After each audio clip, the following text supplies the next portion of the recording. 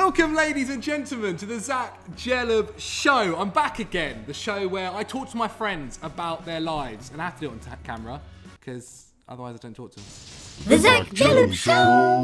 Now, my guests today are the greatest people in my lives. Without them, I wouldn't be here today, to be quite frank. And the first person is someone who is constantly talking to footballers, being compared to every ginger footballer on the planet, and who is known to everyone at Sky as Sky Sports Cheese. It's Joe Thomlinson. How are you doing? Literally nobody's ever called me that at Sky ever. So Zach's just making up filthy rumours there. Well, I'm not too sure about that. What does Smithy call you? Joe. Oh, a bit boring. Anyway, and by his side is the man who taught me how to edit, how to present somewhat. And is Scottish footballer's biggest is Scottish football's biggest YouTuber, and once got his bum out in Dublin. It's Chris Hamill. Thank you very much, mate. What an intro. I'm glad that we've usurped your parents as the most important people. I mean, they didn't get me into YouTube. Sorry, Larson. Jesus. And finally, it wouldn't be Football Daily without him. The man who can't be here today because his wife could literally give birth at any moment. We've got him on Zoom. It's Patrick Van Straaten. How are you doing, buddy? I'm good, man. I'm good. This is weird. This is a little odd, but he does deserve a round of applause. He does deserve a round of applause. This is the OGs. The OGs here. This is the Sunday Vibes and the plus one. The guy that tried to replace and people hated for it. Although there was people on Football Daily before us, which we always have to stress, don't we? We do. I feel like Lawrence Baldwin and Co are always like, we did the first 500k subs. And Statman Dave. Yeah, indeed. Shout out to them. They built it. But look, I've been here now for nearly 5 years. 5 years in June. I joined when I was 18. I'm 23 now. We've got 1.8 million subscribers. 400,000, over 400,000 on Eurofootball Daily. Millions and millions on Facebook. Over 1 million on Instagram. Over 500,000 on Snapchat. Over 200,000 on Twitter. We've done all right. We've not done too bad. Hyping yourself. 3,000, over 3,000 videos on FD's YouTube. As I said, we've done all right. But we should go back to the beginning. How this all started, at least for our era, let's say, the 2016, 2015 era. The first person there, Joe Thomlinson. Joe Thomlinson, how did you... Mistaken identity. Case of mistaken identity. That's what it was. How so? Well, it wasn't really, was it? Like, I didn't get employed for the YouTube side of it. I was employed for the website side of it, which is, I think, probably still active. Go on. I can have a quick Google. I don't think so. Yeah, I mean, it might be, it might not be, but I wrote some terrible articles on there anyway, either way, and it looked awful, and it took a lot of stress to get it made. And then obviously certain people left and moved on to the YouTube side of it, and never looked back ever since then, DJ. You know the story from there. Exactly. You were the first one. Then Patrick Van Straaten, you came in next, 2016. How did you get into FD? Was it 2016? 2016, yes. You know, right at the end of 2015. It was just before Christmas. I don't know, man. Like by accident, I guess I would say. Like I came in for a job with All Time Tens, and then we just kind of got talking and like ended up chatting about football. And they were like, "Would you be interested in Football Daily?" And I was just like, "I'd be interested in any steady paycheck." And I didn't realise that like 5 years later, I'd still be knocking around with you guys. It's not been too bad. It's not too bad. And then Chris Hamill came along, not too long after Pat, I think maybe a couple of months. It was a couple of months. I think Pat was actually on holiday when I arrived, so I didn't know he existed for about a further 2 weeks. But yeah, I saw an ad on Production Base that was like, editor needed for football videos. Like very generic, and I thought, that is bang up my street. Can edit, like football. If I can't do this, there's not much I can do.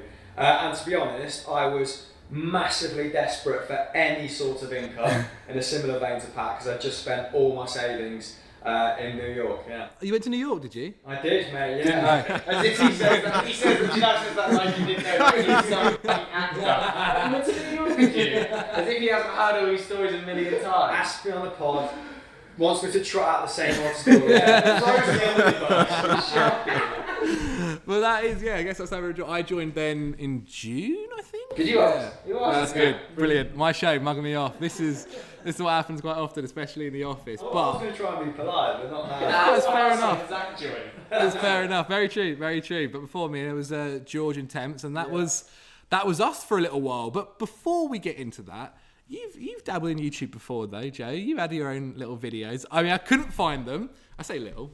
Oh, what? When I was younger. When you were younger, the old Call of Duty videos. You also, and this blew my mind, you worked with like Matt HD Gamer, who was like massive at the time. I haven't really worked with. I'd say I made some graphics. You even said KSI at one point. Well, here's the thing. I can't remember if it was KSI or it was like a KSI fan account. It was something KSI. It might have been like KSI clips or something like that. What do you do with thumbnails? No, like headers, graphics, Right, and like logo and stuff like that. When you're messing around. How old are you then? Graphics. You know when you used to make like Bebo headers and stuff. I was doing shit like that on YouTube, but I don't know how old I was then. But I remember like. You've seen the Mini Jackass videos? Yes, I've seen the Mini Jackass They're all on video. YouTube. Yeah. That was around the sort of era, I would say. When I was making Mini Jackass videos, making graphics, That is such a fair representation of like what this bloke is going to be like when he grows up. Watching those Mini Jackass videos. For sure. That's what you turned into. I mean, you've also dabbled in YouTube yourself. Yeah. G-Police. Yeah. I've heard. Maybe explain a little bit about that. So, I don't know, we must have been about 13, 14 and we made a 6-part series. G-Police? Yeah, and we called it, because we were from Glen Parva in Leicester, and there was also this Japanese game called G-Police that I think one of my friends might have accidentally rented, and we found it hilarious. So we were like, we'll call it G-Police and homage to this shitty PS1 game. And we had like what was the premise? it was like a year-long shoot. It's like these 6 episodes out. Just our own little crime. Line of Duty. Before Line of Duty. Thank you, stole the words out of my mouth. Yeah, Glen Parva's very own Line of Duty. And yeah, we just a lot of arson, a lot of fire always featured prominently in it. You know, Fire. What role did you play? I was I can't remember what the detective's name was, but one of 2 lead detectives. Of course, I was the director. One of the main characters, of so, course. Yeah, and the lead role, something else that continued, a theme that continued throughout. But yeah, really funny, and like I learned, or at least started to learn how to edit there, and really appreciated the whole process, how long it took, and sort of how the win was always in the edit, really, with anything you did.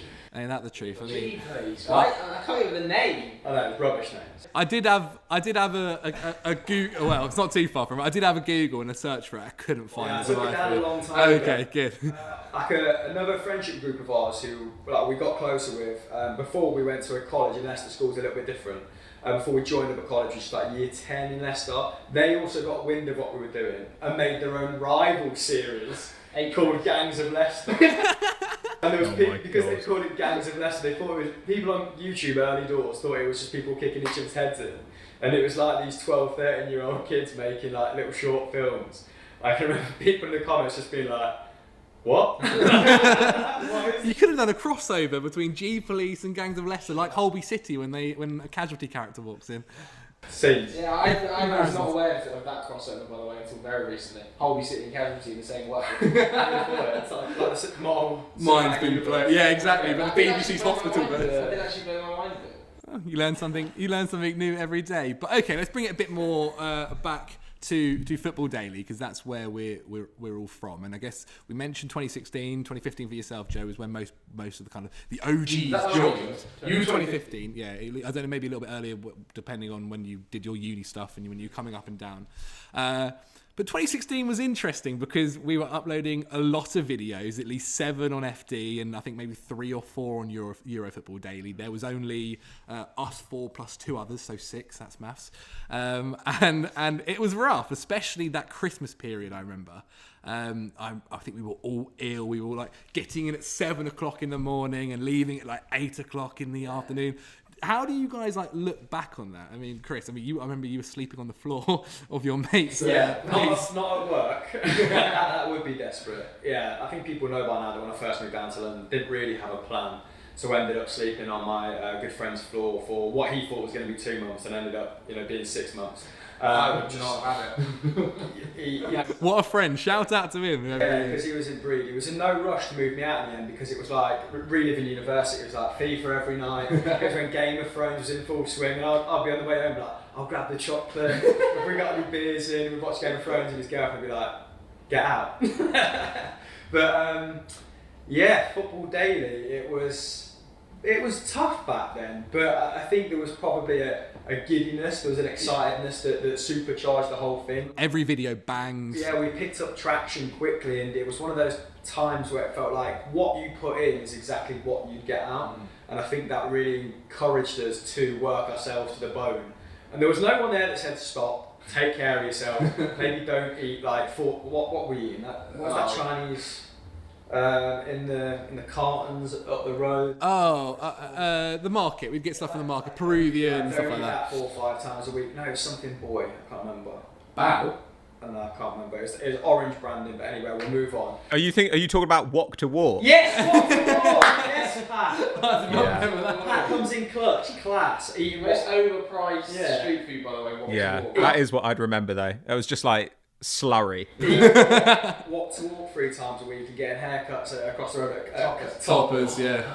£7.50 for someone to go at the end of a knife and fork, basically. There were some rough haircuts back in the day as well. I'll put some on camera. Jesus Christ, we all suffered some bad ones. 100%. I went to a barber located in Asda in Southampton Mall, and he actually didn't have anything other than thinning scissors. So he used thinning scissors to cut my entire... True. Because that was also Joe Thomlinson's shirt all the time. Yeah, before the streetwear kind of came in. I mean, also around that time was the Jose Mourinho video. That featured Pat, Joe. I don't think you were there. Jackson on it. Pat didn't know about it though. Pat, you didn't know about it? No, but you guys didn't know that Jose Mourinho was turning up either. No, but the original premise was that Pat was getting pranked by a cleaner with Yeah. And do you know what? Dave Jackson didn't, because no one knew that Jose Mourinho was going to turn up and he went, do you want to come with? It's when I just started presenting, and I was like, no, I'm going to stay here and finish the 50 worst haircuts on Football Daily, which did actually bang. It did do views for it.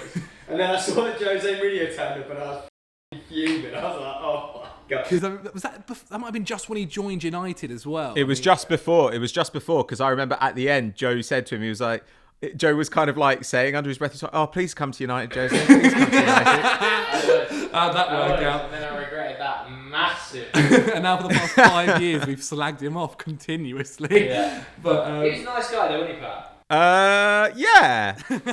Yeah, I mean, like he's certainly nicer in person than he is probably to work with or anything. Like, yeah, I think he was in media mode, wasn't he? So he was being like sort of charming Jose Mourinho, and this was before he like fully lost his mind and became like, a depressed nightmare, like, which I assume happened during 2 years living like in a fucking Travelodge in Manchester.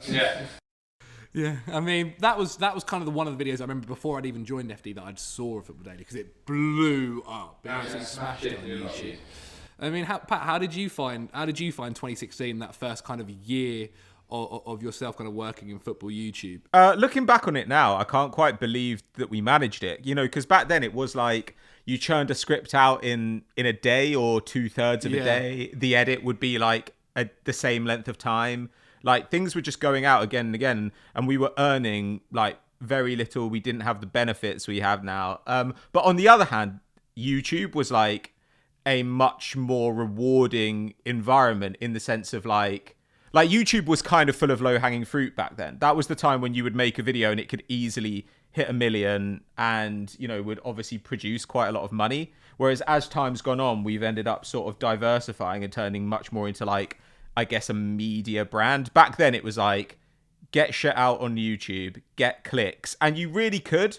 Like, it was really strange to think that like we would spend a day on something and it would go out and like, we'd get 3/4 of a million views, and our subscribers were just flying up. So in a way, it was a bit like we all, I think we kind of all felt back then like we were in the trenches together, like, because we weren't earning a lot of money and we were just like crunching shit out, and so it was a slog, but it was like, I think it probably laid the foundations for what the team would go on to be. 100%. I think probably the majority of us started. I think I did 16k, which as an 18-year-old, I was like, oh, I'm earning more than my age, so I was happy with that. I was happy.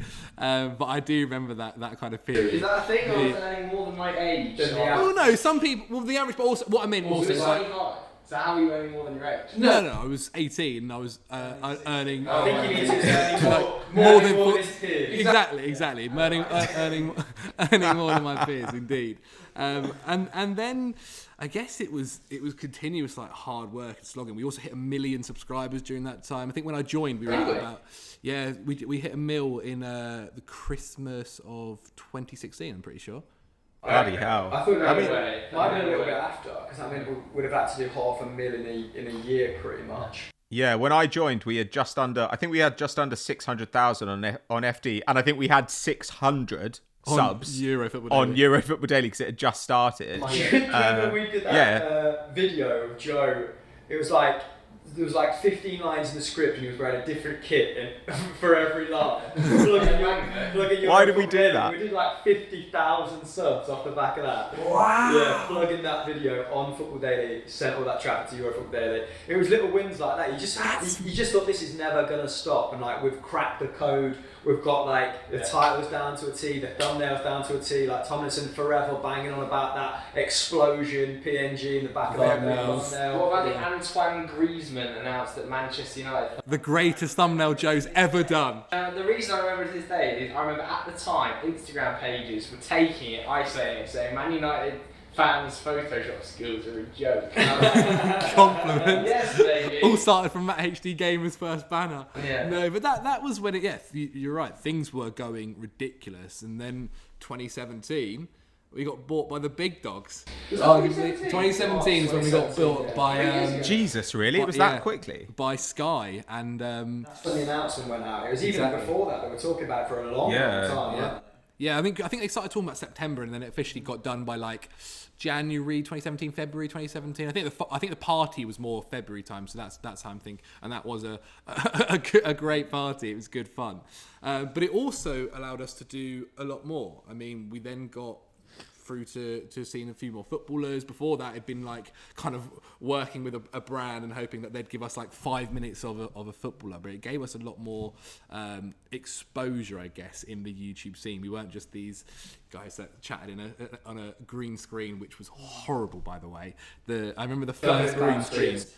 Yeah, close to, or beer. I remember Joe once tried to do a bicycle kick to clip off a bottle off a beer, and the beer went everywhere. We did like, remember this like part of like Stat Wars where we used to do forfeits every single time. Water balloons and stuff like Water balloons, custard pies, chucking them in each other's faces. It was ridiculous, but yeah, and then it all kind of paid off. I guess we'd made it to the big time, or that's what it felt like. But that's a big bit to go from just YouTube.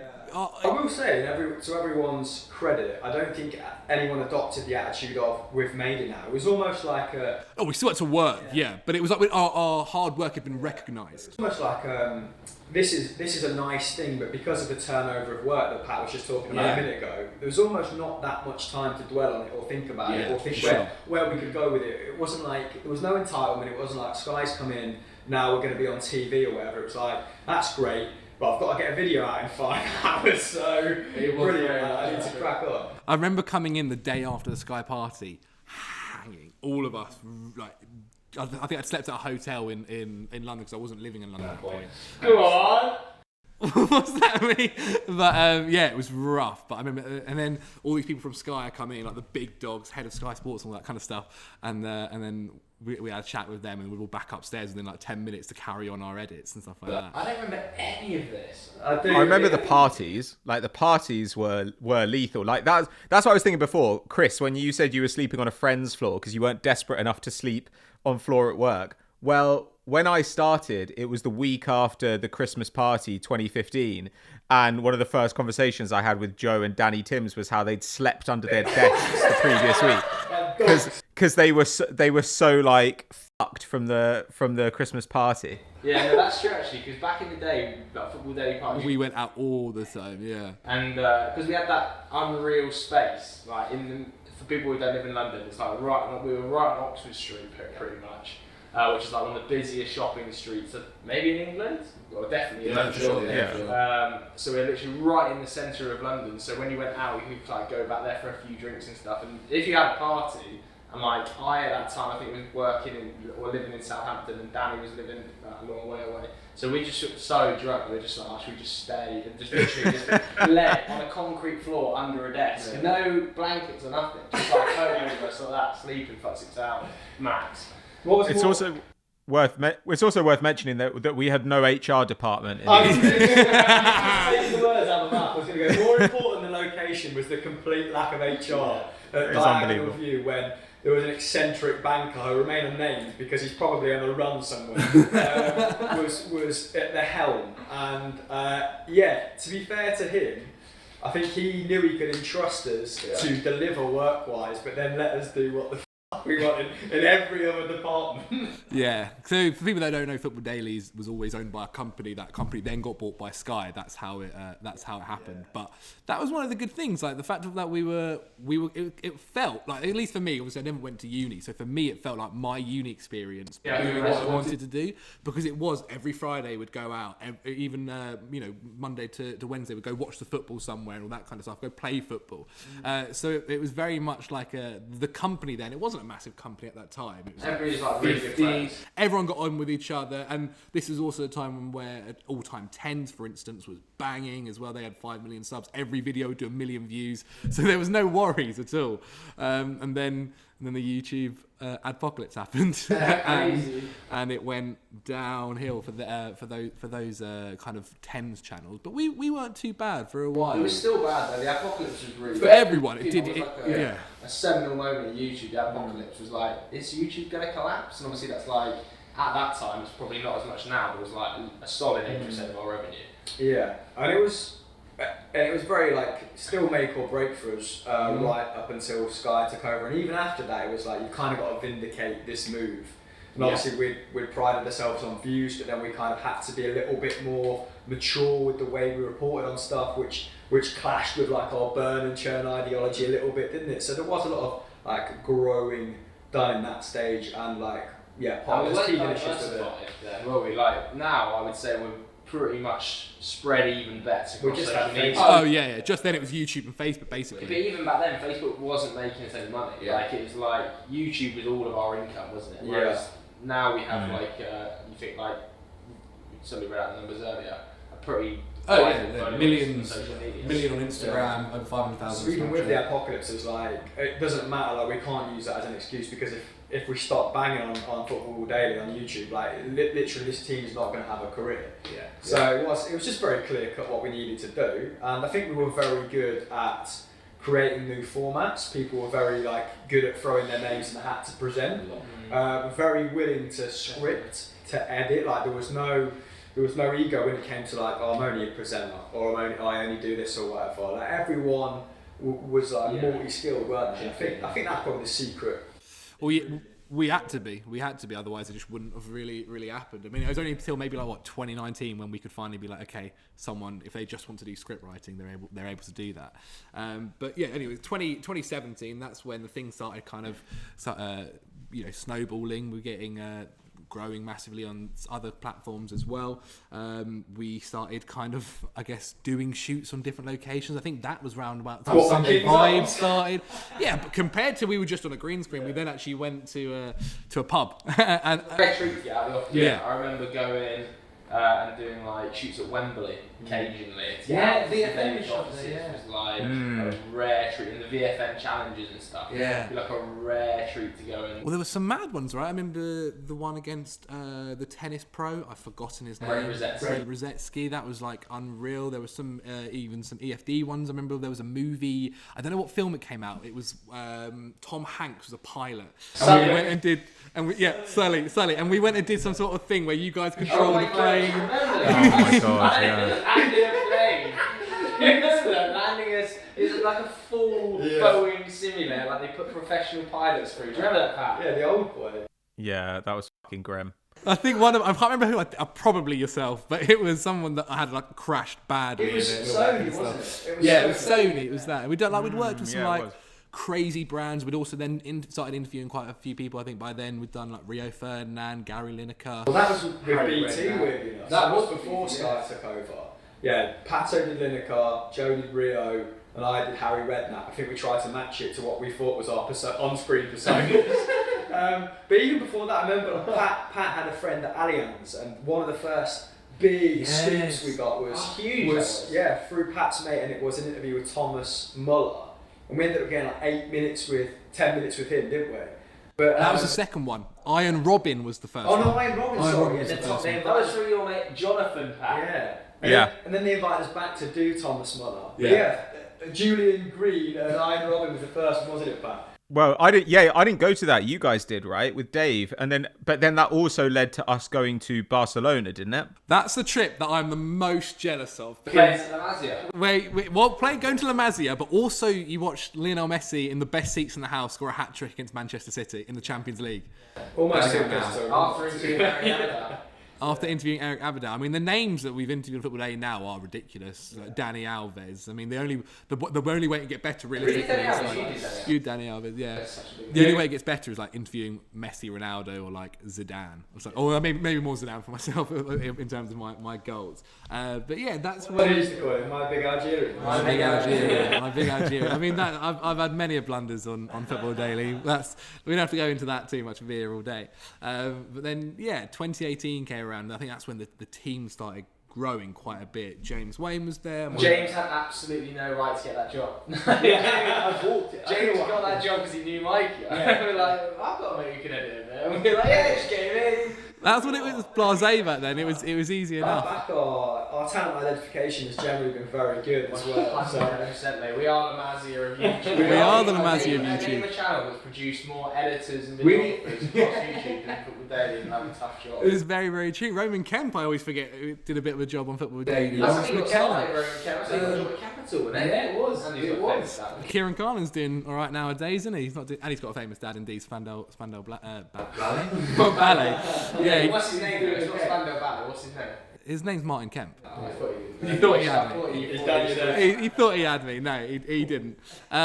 But yeah, okay. So 2018 was when the team got a lot bigger, and we were like So over heading 10. into 2018, Yeah. we were firing on all cylinders compared to before. Yeah, we had. Exactly, and we were doing really, and that's when I thought we started like leaving England a lot. We were going a lot of places. I remember by that time I'd been to Munich. I think I'd been to Italy, watching Chelsea with Roma. But I mean yourselves, right? I think Mikey and Temps had gone to South Africa. You was Goa was 20. They went to the Ivory Coast.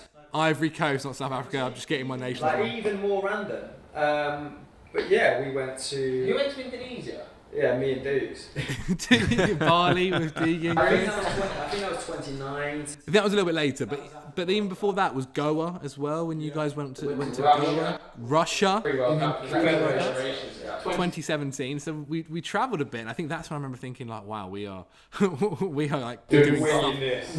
yeah, like ridiculous stuff. We chat about football and give our opinions, and we're flying all over the world. To be fair, I think we earned those opportunities, and then what we did that I think other people, other influencers in the space who maybe didn't have to produce videos daily, so the effort wasn't quite as insane. We tried to deliver value to those brands rather than take the piss. Like the Ian Robin thing did over 100,000 views very quickly. The Thomas Muller thing, very similar. I think we got 50,000 views out of Julian Green. But I think Thomas Muller one, it was stuff like they also got us to host a live stream for Yes. Bayern Munich, didn't Yes, they? it It's so much additional value that we were providing. Because I think we did try and be what we thought or perceived as professional, or act in a professional manner. And we did pride ourselves on the results we delivered. I think that's why we got a lot of those invites very early doors. But we also built a base, and this I think was where I don't quite know when it happened. I think it might have been 2017, like late mid 2017, where we started being a bit more, let's just saying this player is good and backing ourselves with like statistical analysis, and not maybe going too over the top with stats, but we gave like good arguments where I think a lot of our audience watched it and weren't just like, I think that saying was a this lot player down is to good. Pat. I actually think that was a lot down to Yeah. Pat. I don't know about you, Pat, but I felt like when you came, like the more you were getting on screen, the more sort of statistical based it we had to be able to keep up with your level of knowledge of analysis, basically. Well, that's kind of you to say, but I mean, I think it was also one of those things where, like, when I started, like, you know, it was just writing scripts, and I also did writing for the website, like Joe. But then it was kind of like, if you were gonna be on the channel, I felt like I couldn't just like spout off my opinion, because I'd stopped watching stuff like Match of the Day by then, because it was just opinion. No one ever really backed up what they were saying. And people would say, you know, in the comments, they'd be like, why should I listen to these dickheads? Like, they're just people, you know, they're just football fans, like, claiming things. And so it was kind of like, well, yeah, like, we should back up stuff we're saying, because otherwise, why should anyone listen to us? If we make an argument, then at least, like, people can they can argue with that, or they can, like, you know, choose to ignore it or whatever, but at least we've got some justification for what we're saying. At least we're making a case for what we believe. And we didn't, by this point as well, I think we were all a little bit tired of the fan TV stuff going on, where it was just like, who can shout the loudest, who can say the most controversial stuff. So when we were saying controversial stuff, we were never saying it for effect. We were saying it because it was something that we believed, having watched the games, looked at the stats. And so I really think that helped us develop a voice for the channel, which was like, if you come to us, you're not just going to get opinion with nothing behind it. You're at least going to get people who believe what they say and can back it up. Yeah, and I think you then saw as well on YouTube, everyone else kind of stepped up their game. I mean, if you look at other channels like Statman Dave started doing that kind of stuff as well. James Alcott, if you watch his channel now, is very, very good, always backing up his opinion. And that's where that kind of develops. Yeah, but then you look at mainstream media now, and they're only really talking in the same terms that we were 5 years ago, like now really effectively on TV. XG, so it's thanks to that lag that we were able to really build an audience, right? Because they didn't grasp it as quickly as we did. I remember not being bowled over by all that stuff, but just thinking this is really interesting, and gives us a unique tone of voice. But it was. Did you come across StatsBomb quite early? Because I remember reading some articles, and they were quite influential in the way I thought about the game moving forward, Pat. By the time I started at Football Daily, I'd been following football stats for about 2 years on Twitter, like XG and stuff. And that was the early days of XG. Because I remember the first time I saw XG on Twitter, it was during the 13-14 season. And it said, Arsenal, you know, are top of the table now, but they're going to fall back. And I was like, bollocks. Fuck off. and then it did happen spectacularly. And I was like, kind of, well, did I just disagree with that because I thought that wasn't the case, you know? Because I didn't want it to be the case, rather. And so I started following that stuff quite early on. But it's, in a way, it's another example of everything at Football Daily kind of all coming about at just the right time. You know, that year, 2016, it was great because it was pre-Adpocalypse, and it was also the year Leicester won the league and the year of the Euros. So we got these two huge events that enabled us to massively grow our viewership very quickly. Similarly, like, we got into stats just at the time that they were reaching kind of terminal velocity in the kind of like football Twitter space. So we got into these just as people were losing interest, I'd say, with conventional punditry. But I remember, you know, like, I think about it now, like, sometimes in a script now, I'm trying to explain what, like, you know, opposition passes per defensive action. And I think, you know what? When I first arrived at the company, I was explaining to people why we should look at shots and key passes instead of just goals. Like, seriously, that's how far we've come in that. It's come along a massive way, and then 2019 hit, and it went even bigger for us. Joe Thomlinson got his own TV show. You know, it's Soccer AM nowadays. No, it's Saturday Social. Almost. Co-host was saying 50-50% with Adam Smith. It's not too bad. And immediately there was an apocalyptic pandemic that took over the world. There was. I mean, that was just before that. The show happened just before that. And how was the reaction when you first? When you first got the call from, I assume, Seb, who's the producer of the Saturday Social? How did you feel? I can't really remember. My memory's so bad. I feel so guilty not being able to remember all these instances, but I just don't really remember. I remember like showing up and shooting the first one, being extremely nervous. I think it was a new kind of nervous. It was the sort of nervous you get when you first like interviewing football. It was different as well, right? Shooting a YouTube video, how many YouTube videos we shot? Hundreds, right? And you just press the record button. Whereas this is and it's different as well because it's your friends be on the camera. If you make mistakes, you can be like, doesn't matter. So it's Live when it's TV somebody, as well. when it's a gallery and there's somebody who's maybe in their 50s, a professional camera op who's been there and seen it all before. You don't want to be like the new guy who's awful and like making lots of mistakes. So I think it was just like super nerve-wracking. That's what I remember. But you also deserve a lot of credit because yes, we got a lot of hours under our belt on YouTube, but shooting in a very idiosyncratic way, right? That's the way Football Daily shot, and we all became very accustomed to it. And you're right, like you weren't screen trained, or you didn't receive any classical training of the sort. And then when you sit down and someone says, "Oh, do you want open mic or do you want closed mic?" and you're like, "What the fuck are you talking about?" And people don't realise how much of a skill that is. Like when you've got an open mic in your ear and somebody's going, "Right, we can't." Explain what that is as well, because some people. So effectively, what it'd be is the reason that people like Anton Deck, like you might not like them, but are unbelievable presenters, is because in their ear they have a constant flow of information going into it, from the director and the producer going, camera left, camera right, camera third, camera, we're cut to this graphic, we're about to cut. So whilst all of that conversation is happening, imagine us speaking now, there's a secondary conversation going on that you've got to pay attention to too. And that I think is definitely a huge learning curve. Like when you're on open mic, I remember a director saying to me, "Do you want to be on keyed or do you want to be on open?" And keyed is you can only hear when they want you to hear. So let's say you're about to go off air, they go, "Joe, we're about to go off air."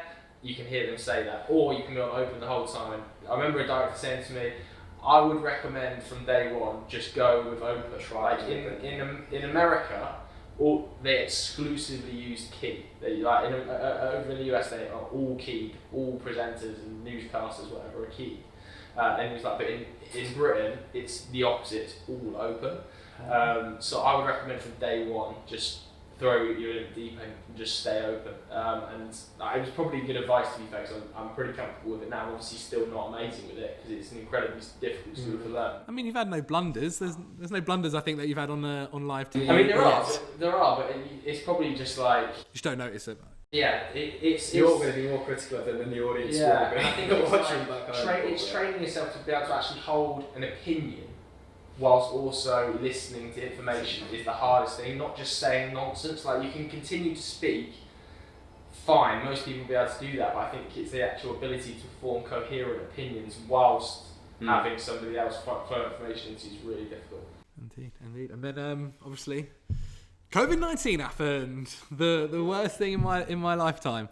That's for sure. I think so, mate. It was a global pandemic that killed millions. And for us personally, I think it changed everything that we'd ever done. I think we actually became more YouTube than ever before, right? Like shooting from home, record. Oh yeah, it's rough. It's been very rough because I think one of the beauties of FD was that like we all got on, everyone like had a good time at the office. Like 50% of it was obviously what we did in that, but also I felt a good chunk of it was being with people like our mates and making stuff that we like. That was the best chunk.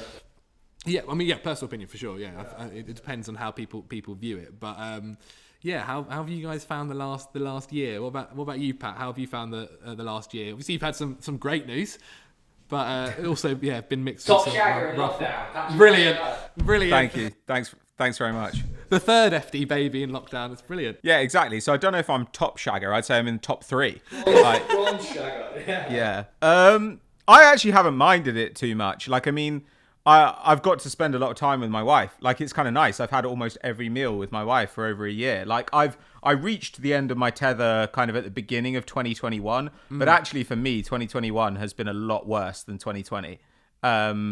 Like, it's all right. I mean, it presents different challenges for work, but in another way, like it takes away some of the camaraderie, but it also takes away some of the difficulty. You know, when you're in each other's pockets all day long, it can just be a lot. And also, from my point of view, like meetings and things are more difficult. Shoots are not fun, whereas they can be in person. But writing, which is the majority of my day, is a lot easier from home. So I think that's one of the senses in which it's been a little bit easier for me because I can just knuckle down and concentrate. Whereas normally I'm like listening to some like Slovenian techno or something because Joe's in the mood for a big Thursday. Like so it makes life easier in that regard. But yeah, it does. I don't know. It makes it a bit impersonal. It turns your colleagues into like they could just be anyone, and so that's a little bit sad. Yeah, because I think that was one of the best things at FD is that we had this camaraderie. Yeah, there we go. I'll learn these words eventually. And just you got on with everyone. And it was no matter who it was like it was fun, or at least that's how I found it. I mean, I reckon one person that probably found it the hardest out of all of us is Joe Thomlinson. This guy lives to be around people. I mean, I feel so bad for your girlfriend. I'm not gonna lie.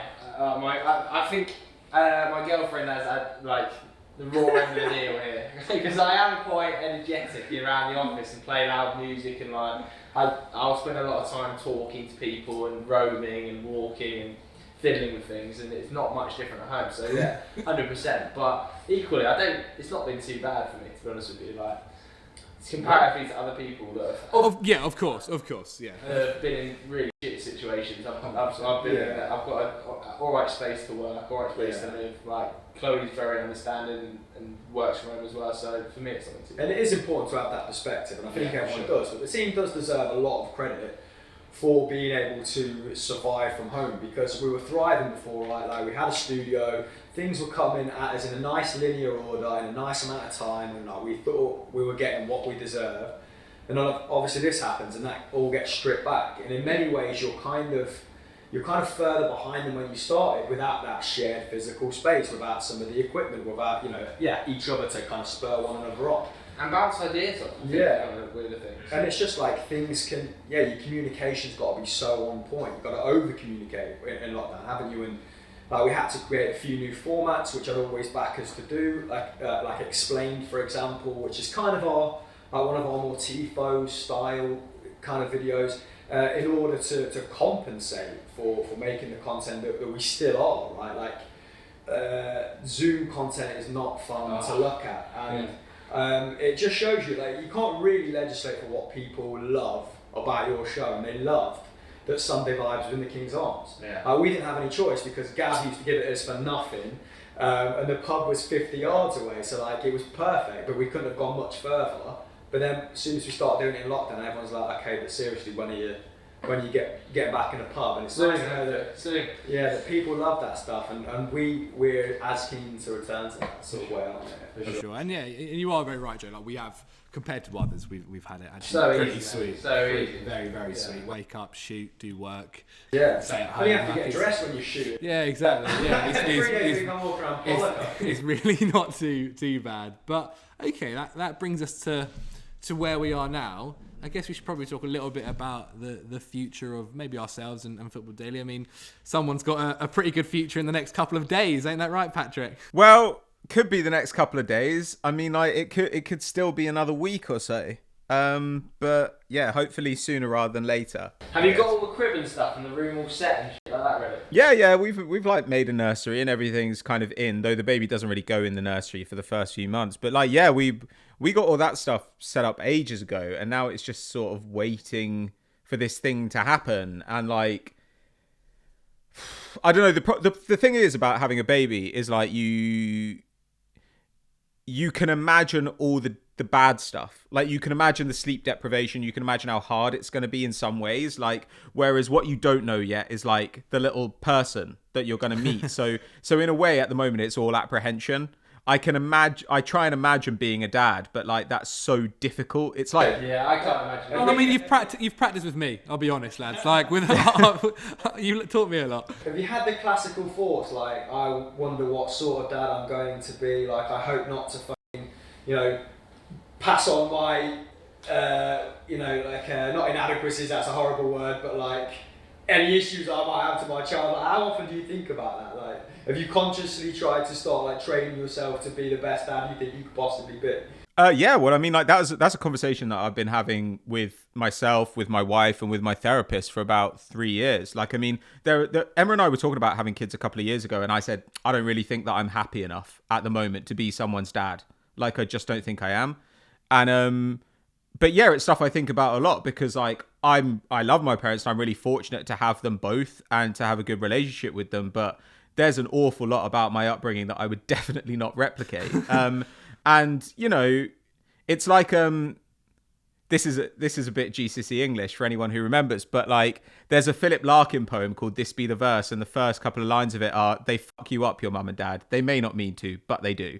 Like, and it's kind of true. It's like, no matter how much you love your parents, you're going to get like fucked up a little bit. And the aim is to like fuck them up in a relatively minor way, that they can realize later on they don't need to take into their lives. But yeah, I think about that all the time, because as I don't need to tell you guys, like, I'm pretty short-tempered. Like, I can be pretty intolerant. Like, and I want my children to be better than me. So yeah, it's something I'm thinking about all the time, and having to like really, I worry far more about that stuff than I worry about like the actual physical taking care of the baby, or like whether I'll love her. Like, all that stuff to me seems obvious, you know? Is it quite nice in a sense to... That was deep. Yeah. That was adorable. That was adorable, Pat. Start to like worry more about someone else than you kind of do yourself. Obviously you have that with your wife right now, but do you think it's going to be quite freeing in a sense to almost be like, you know what, I actually don't mind what happens to me as long as this little being is okay? I guess so, but I can't quite imagine that, right? It's like when you're a kid, you know, and someone says like, you'll be 30 one day, and you sit there thinking, no, I can't. I can't imagine being an adult, having a job. Like, I certainly can't imagine being old. And like, yeah, I mean, and so when people say that stuff, I think, God, I've never been that selfless, so I can't imagine what that feels like. I'm quite excited to find out. I mean, in a way, where it does really help is that something I've always struggled with is thinking what the point of my life is, like having like a kind of purpose in mind. Like, there are things I want to do, but they're just kind of arbitrary, right? It's just stuff that I've decided would be fun or interesting, and it's stuff for me, like to make me feel better. And like, say you have an amazing book published, like, it doesn't mean you live forever, and it doesn't mean anything to you after you're dead unless you believe in an afterlife, which I don't.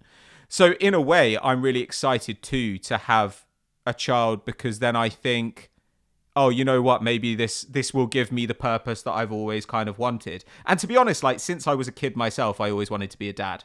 Like, I wanted to be a dad really, really early on. It was always more of an ambition for me than anything career-wise. So, in that sense, like, there is something obviously like quite deep inside me that like that wants to do this. So I don't know really. It's weird, the stuff that it brings up. Like, I mean, like, I don't have to tell Wayno obviously, but it's weird that like all the things that start coming into your mind as you start to think about this. It intrudes into all the kind of different areas of your life and different areas of your personality.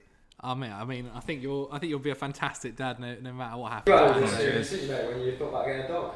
Yeah, and you know what, I decided not to get a dog. When were you thinking of getting a dog? Oh, mate, several times throughout for the past 3 years. But you should get a dog, though. Absolutely never getting a dog. I will No, jog on. When I will get a dog one day, when I am in a position. Not in the current circumstances, not at all. That would be. You're living with 3 other boys. Yeah. Look, lockdown was hard. Yeah, exactly. Lockdown was hard.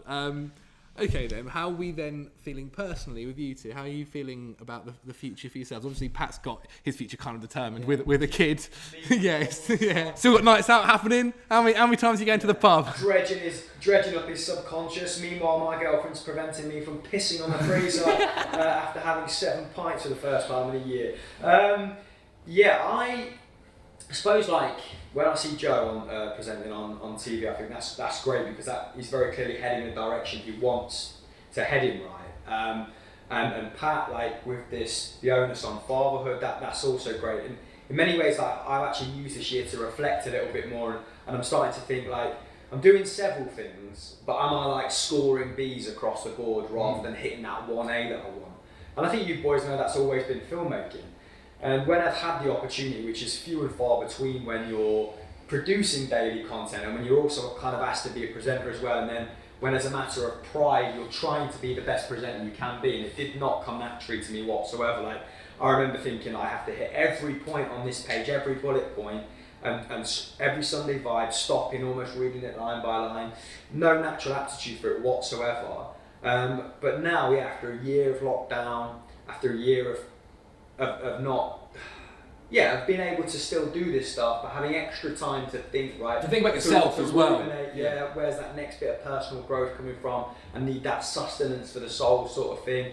it's been like, yeah, I want to make a documentary and a feature-length documentary about a subject that I really care about. And there's been little bits and bobs on Football Daily, like with the Hamza stuff, with the behind the headlines stuff.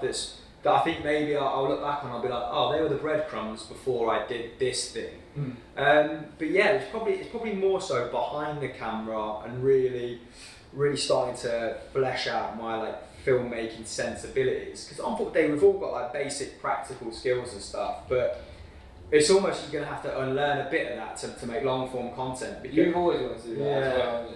But it's been like, well, if we can't turn it around, if you can't script it in a day, is it worth doing? If it's not up within 2 days, is it worth exactly. it? So sometimes it's hard to determine off the day when like the juice is worth the squeeze.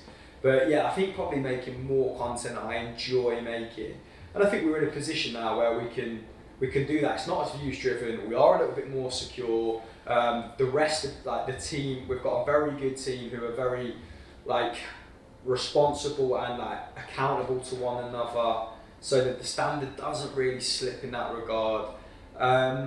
So yeah, probably making a film of some sort. Yeah. Soon come 2022. Directed by You've always wanted to do that, I think. Ever since I met you, wanted to like, well, not necessarily a documentary, but obviously going to New York Film School and stuff. Yeah. I always wanted to make something that's a bit not hard hitting, but like actually has some body to it rather than just 20 minutes. But I think that's also like like there's a good mixture of stuff on Football Day like that. Everyone behind the scenes as well. You've always been like hell bent on both of you on views. You both like presenting. You both got a real like you two and George as well are always forever talking about what's trending at risk of sounding like an old bloke. You guys know what's trending. Whereas I don't care about that as much, but I'm a bit more about like, is this concept watertight? Is this narrative as solid as it could be? That's also always helped FD's content, right? There's such a good pool of mix of us. Perhaps brought the numbers and like an unnerving memory for all that shit. And sometimes you present it with Pat and you're like, what the fuck am I going to say? Now he's just delivered this 8-minute stats-driven monologue. But yeah, there's a good there's everyone's string ultimately form a pretty decent bow, yeah. It's not too bad. And then Thomlinson, you're smashing it on Big Sky Sports at the moment. How are you looking towards your future? You've also I don't know, man. Like, got a house. Yeah, I mean, I don't really know. I haven't really got any plans. Like, it's not like I've sat there and gone. Like, Have you ever had any plans? Not particularly. No, it's not. I've never once sat there and gone, "This is what I want to become or like do." Because I've always, whenever I tried to do that, I've always got super stressed with like, okay, where am I along the line to get there? So now I'm just kind of like in the mindset, like things are gonna happen, they're gonna happen. Like if they're not, they're not. Because I think I just stress myself out too much thinking about what I want to become and what I want to do. So I might say to myself, I want to be on screen more, or I want to move more onto television or more onto YouTube, whatever at times. But I don't have like an end goal of being the presenter of Monday Night Football, no. I get too stressed doing it. Yeah, I'd rather like just focus on what I'm doing now and like making sure that's the best I can possibly do. Because I think if you're making sure what you're doing now is like your top work, then what's going to come will be a reflection of what you're doing now. So I don't know. I get too stressed thinking. Can you remember thinking though, like I probably do want to be on screen, or like I am naturally like this way inclined sort of. It's funny because not pre-Football Daily, definitely not. Like I remember thinking like at university, I would actively like be away from being on screen. That's mental, isn't it? Yeah, hearing that's so weird. Yeah, I don't know. Like I would much prefer being behind producing it and stuff like that. But then you got the taste for it, I think you get a taste for it, and then you're like, I want to do that more. And you just like it's just stumbling into something you enjoy doing, and that's obviously something I enjoy doing. That's what makes me happy. So, is there a specific one that you would prefer to do over YouTube or TV? Because you're in a brilliant world where you've got the best of both at the moment, and I think that's probably the best way to I have don't think so, because I think both of those worlds are reaching a point where they are almost colliding, almost at collision point. And to be honest with you, across a number of different areas have already hit collision point. So I think it's just good to have both of those in your armoury, to be honest with you, to say that you've worked TV, you've worked live productions, you've worked like digital social media productions. I think we're basically at like effectively about to hit the moment where there is no such thing as TV or digital. Yeah. It is all just Media. like online content. Like even if it's not made for online, it features in some way online. If it's not made for online, it features in some way on TV, but on like Netflix or Amazon. Like, I think we're just probably like 5 years away from that point hitting anyway. Well, we have a 24-hour channel, 24-hour football. Yeah, we do. Yeah. On Hulu, don't we? No, it's on Roku. Nobody ever see it. It's just repeats of Mikey McCollum going 7 Manchester City of like Pato's script where he's just called someone rubbish. He's like repeated for 5 hours straight on Roku. I mean, if Roku's watching this, keep paying us. We do need that money. But I think that's kind of a nice way of the football daily. I want to ask about a few moments, though, specifically of what your favourite is. Maybe not so favourite. If you had to pick though your best moment, I mean, there's been quite a few. Thierry Henry, I think, always lives in my head. Thinking because that was a moment where I was like, wow. He was like unreal. I remember What was walking, that, the quiz? The quiz, yeah, because I remember him walking up to we were all chatting, and he walks in the room. We all go silent. And he walks up to everyone and goes, "Hi, I'm Thierry." Yeah, hi, I'm Thierry. yeah. And he knew what he was doing as well. He knew what he was doing. Not many footballers I've met, or at least in my opinion, have an aura. Yeah, And then Thierry did. It was like shimmering. Yeah. We were like, oh wow, that's Thierry. Jackson as well, bless him. Dave Jackson, who is, you don't know who he is, is an Arsenal fan that's on Football Daily, and he was sitting next to one of his idols and just like so nervous. I remember he called Henri called him out for an answer on his own team. He was like, "No, I'm sorry, no, I'm sorry." Remember in the shoot as well, Bab was on a smaller chair. So low. And Bab was further behind everyone else. In the video, he looks like Martin, not Martin Keaton, Nigel Quinn. Niall Quinn Put some respect in his name. was on Pat's team. Was on Pat's team. But yeah, is there any of your favourite moment? One. I mean, if you've got a couple, I can maybe let you say. I definitely really vividly remember the Jamie Redknapp and Jamie Carragher Mr. and Mrs. as a bit of a breakthrough moment. That felt like a big shoot for us. And I remember that was the beginning as well when we started talking to Sky as well. DV talking to Sky. I remember leaving that shoot thinking, yeah, that was actually good. That was actually like this will do well. That will do well. And then more recently, definitely interviewing Ole Gunnar Solskjaer. Just personally, like first interview of a Man United manager. Like that is obviously, as a Manchester United fan, since a child, to actually say, because I've interviewed a few Man United players, but Man United manager to have 20 minutes of his time is like that was a big moment. And was he lovely? Was he nice? Yeah, of course he is. Super generous with his time. I did like 2 or 3 little bits with him, and he was just very generous. And I will say, we don't like sucking up to footballers. Obviously, we spend a fair amount of time criticising them, but like they normally are nice. They're all sound. Nice people. They are sound. However, I will be asking in a second who's the worst footballer you've ever met. So get ready. But what's your favourite, Chris? Favourite moment? I remember doing a checkout shoot, and me and Thomlinson were asked to present, at Liverpool. And I remember there was like 2 or 3 takes back to back where we did it first take each time. And I remember the footballers being like, "That is sick! Like, I can't believe you can do it first take." Was it Ox? It wasn't Ox. It was Matty, Genie Wijnaldum, and Moreno, yeah. And then being like genuinely impressed and me thinking, okay, maybe like we are quite decent at this, or this. That's at least how I felt in that moment in time. Other than that, like the India one where we was in the crowd with the Holy Fest. Yeah, that felt like, as well. That felt like combining travel and like having a real cultural sort of deeply cultural experience in India was very memorable, because that felt like the sort of stuff that I wanted to move towards as well. Like different footballing cultures. Obviously, when we first put our heads together, we were looking at Copper Night, weren't we? Thinking, like, would you go and take him?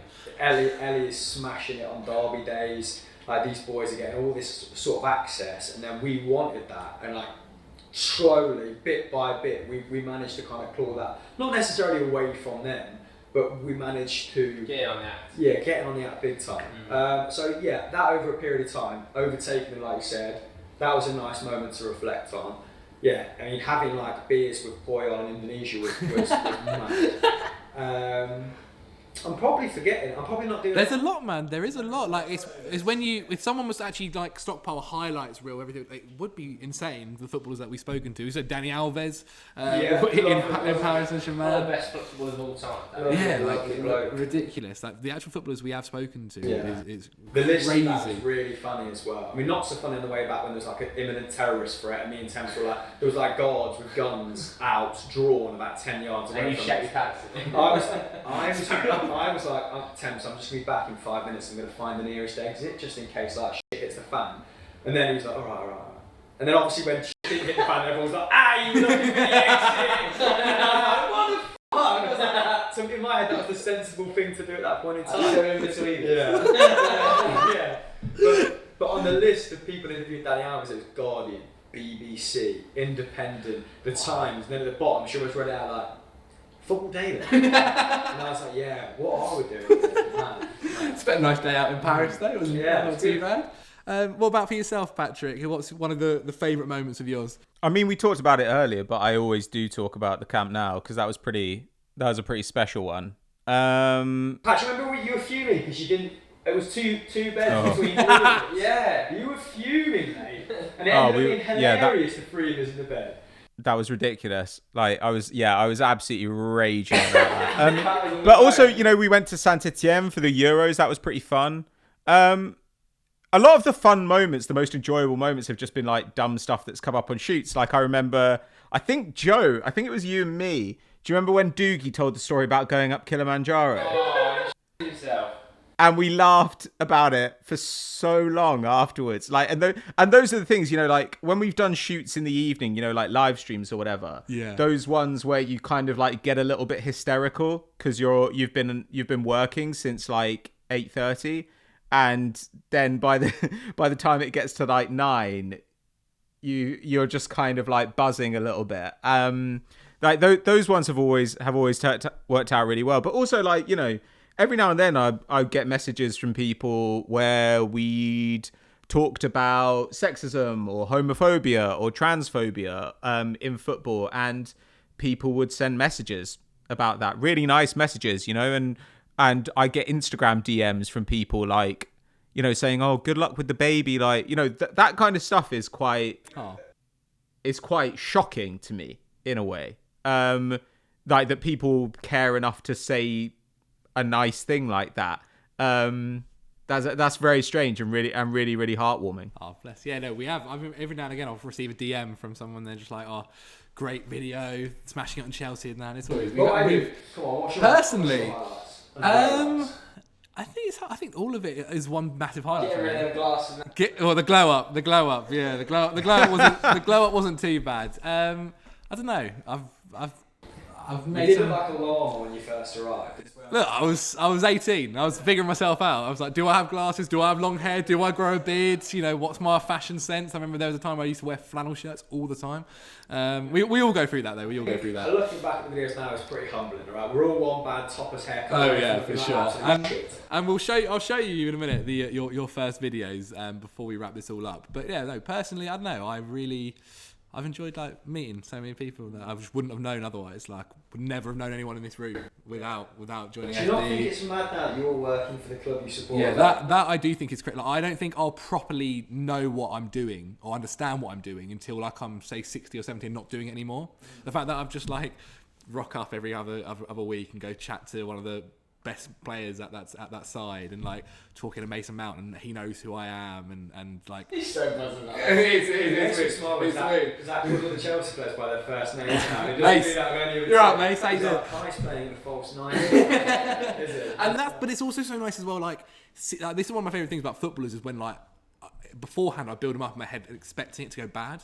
When I'm like, oh, because they earn all this money and all this, they might be a bit rough, but every single time that like they're great. I remember I did one with Timo and I was like, he's going through such a hard time, it's just going to be tough to get him to talk, and he was so lovely and talking, like chatting about getting Deliveroo every other week and having a laugh, and it's so I know exactly, and it's like really really cool. And even like obviously now he's left the club, but like talking to Frank Lampard over Zoom and with Chelsea fans and hosting that and like meeting Fernando Torres, like it's all insane. But I mean I wouldn't have been able to do that without Football Daily, so I think it's all just one brilliant brilliant bit. But okay, that's positive. Who's the worst footballer you've ever met?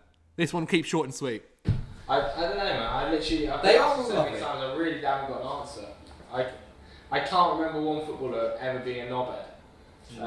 Like some of them are more difficult to get answers out of, I suppose. But like I think the language barrier can sometimes be a bit of a problem, can't it? Especially over Zoom. Like I've done a few interviews with players over Zoom and stuff. I could imagine if we were trying to do like Iron Robin over Zoom. Like it was quite hard to communicate even when you're in person. Over Zoom, it's a nightmare. But I genuinely haven't really got an answer for that. Like I've said in the past, I think maybe like I had a tough time interviewing Rio. Yeah. But I think it's just because I was so like young and like doing a shit job. And he was also going for a rough time as well, wasn't he? He was, any specific answer from you? But I mean, I also agree. Like most that I've met have always been lovely. Like it's not really a problem with them. At first, when we started getting those opportunities, and it'd be like, "Oh, does one of you or Joe want to do it?" I'd be chomping at the bit because also like kind of it inflates your ego as well. First being seen with a footballer, and it kind of validates what you. Look to my girlfriend. This is why I've been working 8 till 8 because this is what you get at the end of it. But then I've really kind of not gone off it because I've had just great experience after great experience. But it's nice to see like you and Sam do it, and like people that like get a bit more a buzz out of it than I do now. Like within myself now, I'm like, okay, I need to concentrate on filmmaking, and that doesn't not necessarily within that sort of scope. But yeah, I mean the Balotelli interview I did was an absolute fucking fiasco. That was actually his fault, though, wasn't it? And people might be like, of course, because Balotelli's been painted at times to be a bit of a dickhead, hasn't he? But like it was at one of those events where they ask you to come and interview someone, and you're grateful for that opportunity, but then you get there and there's house on, there's like strobe lights, there's no room to actually go and shoot in. They asked us to set up in the middle of a five-a-side football pitch. Like he didn't know he was doing the interview, he was gunning for the exit. And I just thought, yeah, this is going to be absolutely shit, and it was. And we'd like flown to France for it. Luckily, Ada Hegerberg, the female Ballon d'Or winner, I think she still plays for Lyon. Yeah. Was lovely. Had a great 20-minute interview with her. Admittedly, it was better set up than the Balotelli interview, but then that kind of softened the blow. But yeah, I got back from France and everyone was like, "How'd it go?" And I was like, "It's fucking stink." So, still got a video out of it. Yeah, we still got a video out of it. We did. It was on FDFC. We rolled it all into like one. Yeah, it was not good value for Cuba. Is there anyone that comes to mind for you, Pat, or not? Sorry. So what was the phrasing? Was it like worst footballer? I guess worst footballer, but also maybe like worst moment whilst interviewing a footballer. I guess we could use that. Yeah, because I was going to say worst footballer could be like the worst bloke who is a footballer, or the guy who is actually the worst at football. And there's quite a lot of competition for that, I think. Thought was a dickhead. Like he was just a knob. He was just like a big time guy. He was like coming in and trying to big time everyone and just like trying to look cool. And I was just like, trying to look cool, I just think is like the most embarrassing thing you can do. And don't talk to staff like you're better than them. Like that is horrible behaviour. So yeah, I didn't like him. What was the most Salah thing with him? Oh, where he was just like, Jermaine Defoe is the signing. He's the bargain of the season. And I was like, he's not good. And this is when he was going to Bournemouth. And I was just like, I think Mo Salah will probably be the bargain of the season. Like, I think they're getting him below market rate. I think it'll be really good. That was when, obviously, when he joined Liverpool. So that turned out kind of well. But, oh yeah, as well. We're just going for him now. We're going for him. I mean, like, yeah, you look at the man, and that tells you everything you need to know. It's insane how, like, some of the most humble footballers that we've met, that I've met, sorry, I don't speak for everyone, have sometimes been the most successful ones. Like John O'Shea, Darren Fletcher, you couldn't ask... Darren Fletcher, you said, I hadn't met him, but you said Fletcher was like one of the best you've ever... He was the Football Social, didn't he? Interview nicer guys. And these are guys that have won the Champions League and they're sitting there, they're really taking your opinion in, they're not being dismissive. And Akinfenwa is... He's such a nice guy. Like, he's such a nice guy. And again, you will give him an argument and he'll listen to it and then he'll like come back to it later. And also... some of these guys, you meet them and they obviously don't listen to your name or whatever, and then like later on they just haven't really paid attention, and I think that doesn't make you look cool. That makes you look rude. Akinfenwa is the opposite of that. Just a genuinely nice, like wholesome, fun to be around guy who's also like absolutely enormous. I guess he's got nothing to prove when he's like that size, which maybe just helps. It's like he's got he's just got like big dick energy. I'll tell you who's now like that, or who's come through and looks like that as well. Ben Foster. Ben Foster. You love Ben Honestly, Foster. I'm hoping to get him on this couch soon, but he's unreal. He's so nice. We had him on Saturday Social. He could not have been more. I also had, because I was posting it for Smithy because he'd had the baby, and I had one of the worst toothaches. Oh yeah, you were on that show. Yeah. But he was lovely. Okay, so just before we wrap up, we've spoke about 2016 and our first kind of videos and that. So I thought I'd show you them. We start off, I'm pretty sure, with a Euro Football Daily video, and I think it's the first one ever made. It's a top 10, and it's done very, very well. I think it's on.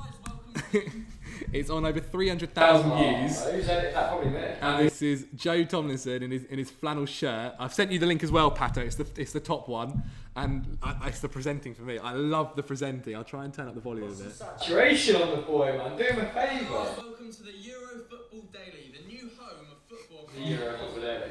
I'm Joe, and I thought I'd kick things off. Now I do my hand. See, this is what you really notice. Like now, I noticed how poor those hand movements are. I think that's pretty solid, man, for your first entry. No, but this is the Euro Football Daily's first. Okay, so I'll show you. This one is Pato and Chris. I think this is your first. It's definitely your first together. I'm not sure if it's necessarily. I'm not sure if it's Pat's first one. I think it's definitely yours. I'm making that from now.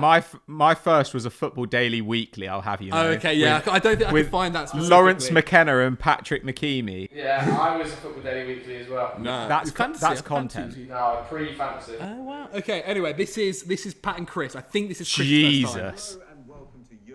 Pat, look how much weight you've lost, bro. You've lost so much weight, Pat. That's unreal. The state of your trip there as well. This is Timmy Mallet era. It must be class for you, Pat, to look back at these videos in your mid-20s and just be like, I look so much better now. Like, Yeah, I mean, bad. I think men age better anyway, but Jesus Christ, Mate, the like, you logo look looks like North you Korea. look so This airbrushed, figure on man. North Korean state TV. Bro. Yeah, it's got real like Death to America vibes. This video. this is when I think I was trying. Is that Jay Spearing in the background of that clip of that image? That tells you everything. Fucking hell. I don't know. I think this is when I was trying to be vegetarian as well, and it just made me horrendously ill. I was just eating like 8 Linda McCartney sausages a day, and it almost fucking killed me. I look like I want to eat you. Oh my god, the mic. It's also little things like remember the mics when we had them Sorry, ones. the It was mic. We ridiculous. just didn't have any fucking equipment. We didn't have a graphic designer quite clearly. We didn't have any proper equipment. I think that's his picnic table. But it was like this for a few years. It's done 116,000. Oh my God. I'll take No, look at the stories in the ticker. Jose Mourinho wants to bring in Moussa Sissoko if Man United failed to lure Paul Pogba. What was going on in this era of football? Chelsea and Arsenal monitoring Greek centre-back Kostas chocolate, sure. Manolas. That's pretty recent as well. Oh my God, Luca Dean has just gone to Barcelona. Huge news. Klopp says Balotelli in his plans and wants to find a new club. That's pretty good. Okay then, and then I'll show, which apparently this isn't Joe's first one, but it's very early on. It's him and This is fantasy my football. first, I'd say, Your product as well. presenting role. This could be anything. It's him and Dave, I've seen it. It's him and Dave, but listen to the voice. What was that first? What is the hand movement? I'll let me turn it up a little bit more because the voice is real. dancing, isn't it? Hi guys, Hi guys. David's latest show, which we Why have I put ID voice? next at home this week. No passion. At home. Look at those arms. Right guys, so my first tip Right, guys. is to bring in Sergio Romero. He's this season already in the league, and another one. So you don't care. It's funny. You look so young. And also the sleeves. Yeah. They are high up. They are high up. People ever used to roll sleeves back then. But you do improve quickly when you watch yourself back in those sort of scenarios and you're like, fuck, I'm rubbish. You two used to sit there before you went on a shoot and like roll your sleeves up, Joe. You and Dave. Yeah. Dave in this video has got pure like 9 arrested after white supremacist group clash in Prague or something. You know, like he could not look more like a kind of the guy who starts a fight that bigger people finish. No, he could. Have you seen his passport photos? Yeah, it's like part of Green Street. Yeah, it's really easy. Alas, though, guys, that is the end of the Zac Djellab Show. I thank you guys so much for coming on. Patrick Van Straaten, I can't wait to see you become a dad. You're going to smash it, mate. Everyone here is going to smash it. It's beautiful. It's beautiful. It's great to see. What is happening? This is the end. Everyone This is here's the going to end. be dads. Exactly. Well, hopefully one day. Hopefully one day. If you guys want to check them out, make sure you go to the Instagram and Twitter and follow them. Let's try and get everyone some followers and get them some brand deals to pay for their rent. What is happening here? What is happening? What a way to finish. Wrap it up there. But Wrap it up there. if you've enjoyed, click the like button. Leave a comment on who you also want to see on the show next time. Just getting into a normal Football Daily shoot now, innit? I've missed this. See you later. Goodbye.